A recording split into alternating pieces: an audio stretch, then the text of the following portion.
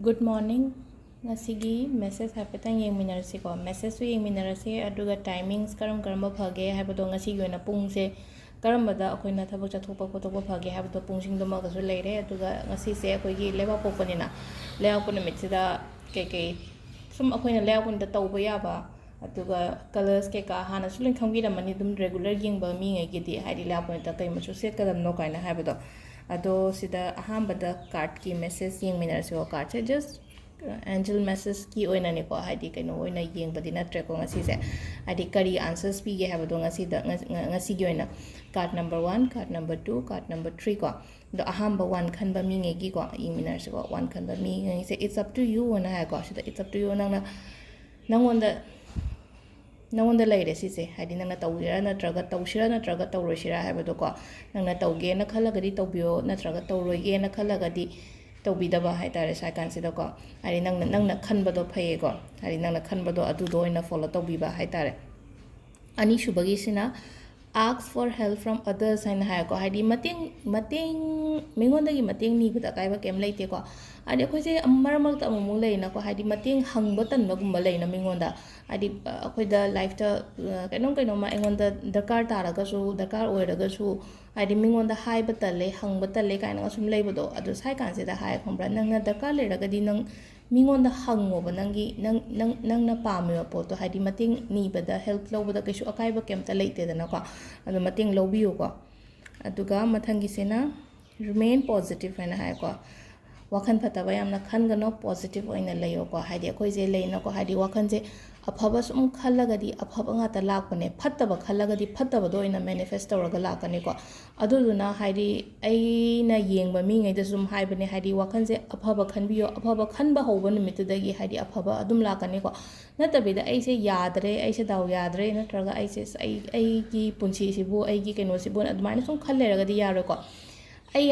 yoin ai life se yam phaye haidi mayam ga haina rogadi ai se yam phaye sidagi hen afaba oirakani ko haina adumaina oina khanbiba haitare ko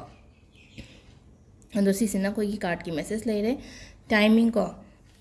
timing se ayuk tadi kya afaba legidre ngasi je timing se ko haidi pung nipan neutral di oy ko hojik se pung nipan dagina kaido pukse mapan ga minute mapan makhai sai pukse neutral di oy ke shukai de thabak khang taw matamda aduga yam phaba matam sina karam kanda no hai kan sida pung mapan ga minute kunthra taruk tagina 12 ga minute kunthra mapan phaba ma leire aduga nundhin tangkak kina hai tare ko adugi matungda mo nundhin gina pung 2 ga minute 10 dagina 3 ga minute nipuni thoi phaba muk leire ko aduga nungda oiram gina pung 3 ga minute nipuni thoi dagina 9 ga minute 10 phaba ama aduga nungdang athengba gina pung mapan ga minute kunthra mapan dagina 12 ga minute kunthra taruk phaba matam se haidi ayuki nundhingi nungdawiramgi nungdangi ko aina haiba matam mayam se adu sigi matam ngai sida haidi aina so haigre ko haidi kaino thaba inkhang tawbi matam da sigi matam se tawbi ba haidi ahingi matam biri sina kai gi no hai matam sida akoina angangai kaino tawba job ka yengba kangbu ngai haidi